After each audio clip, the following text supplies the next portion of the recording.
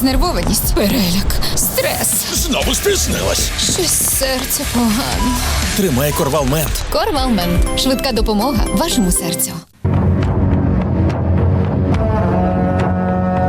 Часів Яр під контролем ЗСУ. Головнокомандувач Олександр Сирський спростував заяви російської пропаганди про прорив в один із ключових населених пунктів на Сході. Сирський наголошує, усі спроби прорватися до Часового Яру зазнали поразки.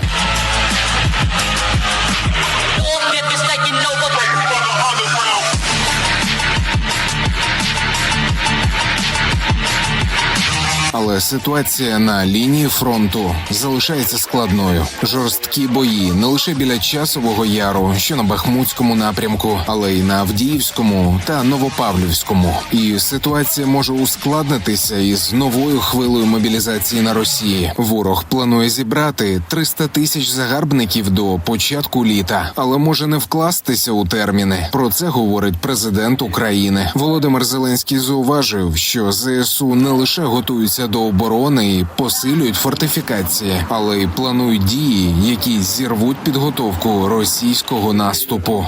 Стримувати це мало, бо коли ти стримуєш, це не тільки зброя, це люди, і ти втрачаєш і зброю, і людей.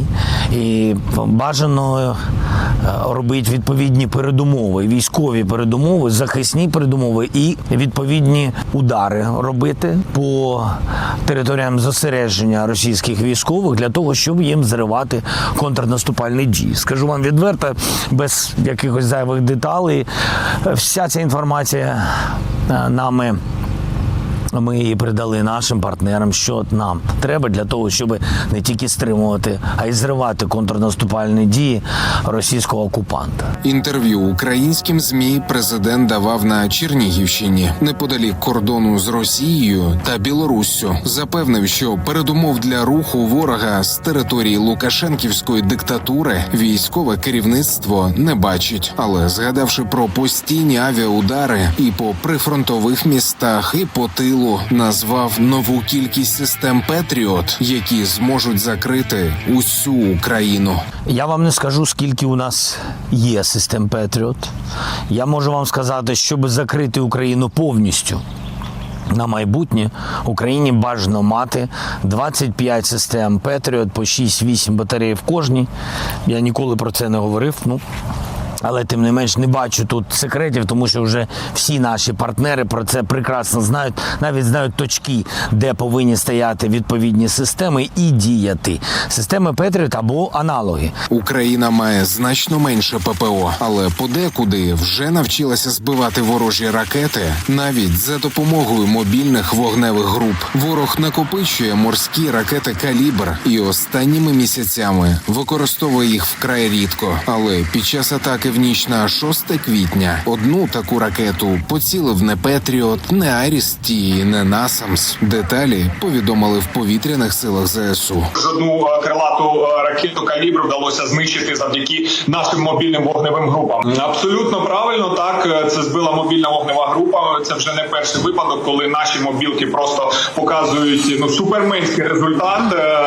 Іноді вони застосовують також і ПЗРК, так, які ми збивають, типу «Стінгер» там або інших зразків міжнародних партнерів, які нам надаються. Однак ми бачимо, що дійсно мобільні вогневі групи, вони досить потужні і досить проявляють неабиякі результати, ефективний при захисті нашого неба. Ворогу вдається проривати наш захист, але й росіяни щодня дістають точкові прильоти, як на Херсонщині, де ворог облаштував ремонтну та паливну бази неподалік Нової Збур'ївки. Загарбники намагалися приховати прильот, але об'єктивний контроль місця удару, як завжди, зробили інші російські окупанти.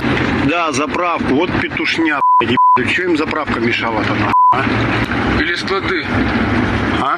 Склады и заправка, да, там же была? Так, заправка у нас вот тут, склады втащили. Татарин пишет рембаза. Какая рембаза, там не было никого. Ну вот это вот база, вот, ну там же техника это стояла. Олексій Пасак, 5 канал. Так звані зуби дракона, глибокі траншеї, бетонні опорні пункти. Україна через 2 роки після початку повномасштабного вторгнення взялася зводити фортифікаційні споруди.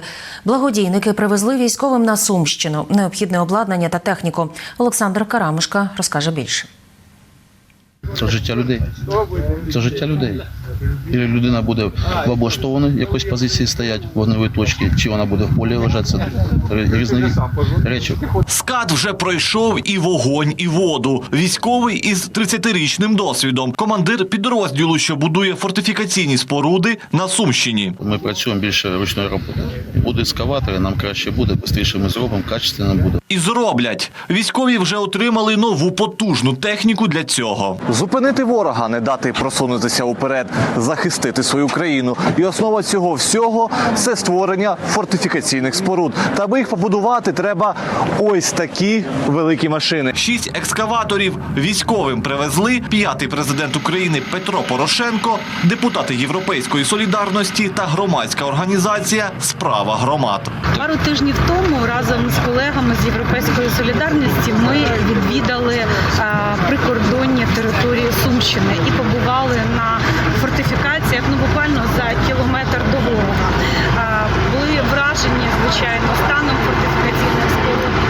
Дуже ретельно поспілкувалися з військовими, які в зоні постійної небезпеки от зараз окопуються, але їм не вистачає землерийної техніки, не вистачає катастрофічно бетону. Машини зроблені за останніми технологіями, тож можуть витримати будь-які погодні умови та пройти там, де старі моделі не силі. Ми з цією технікою раніше не працювали, хоча замовили її ще в жовтні місяці, бо знали, що проблема з фортифікаційними спорудами буде.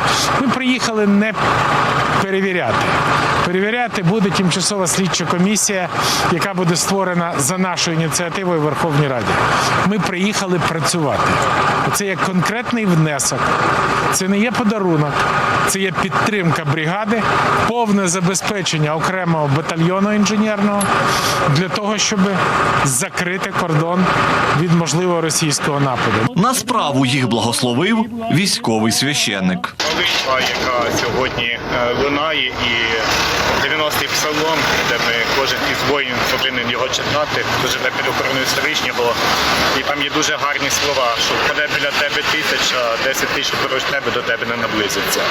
І дуже багато є прикладів Господньої ласки, Господь оберігає наших воїнів.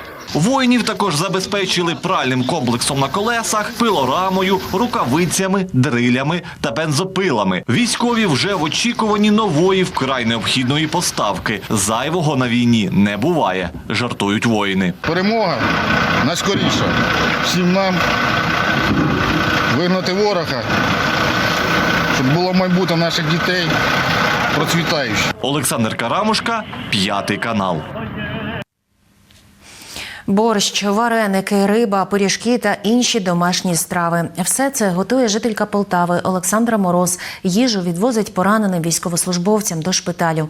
Жінці 73 роки. Куховарити для захисників вона почала рік тому.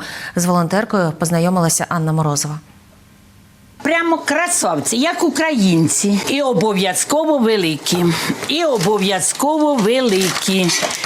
Щоб наш військовий узяв, коли він приїхав полікуватися, відпочити, підтримати своє здоров'я. Коли він візьме той вареничок, то він почувствує цю смакоту. Від 4 ранку у квартирі Олександри Мороз кипить робота. 73-річна пенсіонерка поспішає, адже цього дня потрібно наготувати 100 військових, які лікуються в одному зі шпиталів Полтави. Натреновані руки жінки швидко ліплять вареники з сиром. Беру пів-літри сироватки, 20 грам дрожжей, 1 яєчко, столова ложка олійки, столова ложка сахарку, мукички, ложок 5. Ми хлопчиків, наших військових, годуємо тільки домашньою сиром, домашнім сиром. Нам возять із Мачух один фермер. Рік тому жінка відгукнулася на запит волонтерів і напекла солодощів. Відтоді її меню значно поповнилося. Раз на тиждень разом із іншими жінками готує повноцінний обід зі щонайменше 3 страв на вибір. Продукти купують за донати. Небайдужі допомагають овочами, фруктами, закрутками та молочними виробами. Четвер уже починаю що-то думати, як по грошах у мене совпадає, бо за кожним разом треба купити м'ясо, за кожним разом купити на борщ. У нас без м'яса нічого не буває. Борщ, капусняк, хінкалі, пюре, зеленна риба, нарізки, а ще салати, вареники, пиріжки, млинці та печиво. І все це у великих обсягах поступово готують упродовж 3 днів. Кстати, чурочка, вот такие пирожки с капустой. Вчера півдня с ними стояла. И такие шикарные, прям духовочки туда-сюда переворачивает. Дуже вкусная у нее выпечка, мне очень нравится. И вареники. Ну, я же говорю, для нее тесто это как отчина, знаете. Глаза закрыла, слепила. Пані Лариса кілька місяців як долучилася до роботи на кухні. Каже, їй урадять готувати домашні страви для захисників. Вірить, що це додає їм сил. Мы приходим в воскресенье на 8 часов. Вот, и начинаем. У одного одна процедура, у другого другая, у третьей третья. Страви ретельно пакують, щоб все доїхало цілим і гарячим. Великі ємності поступово виносять у тамбур і завантажують у машину. Сейчас сюда опять борщ, еще вторую кастрюлю, 10 литров, будет 20. И картошка у нас начинается. Картошка толочься, тоже 2 большие кастрюли, все сюда. Після кількох днів безперервної роботи біля плити волонтерки відпочиватимуть, але подумки вже складають меню на наступний тиждень. І так, місяць за місяцем, поки буде потреба, жінки готуватимуть для захисників України. Анна Морозова, Богдан Проскоров, Полтава, 5 канал.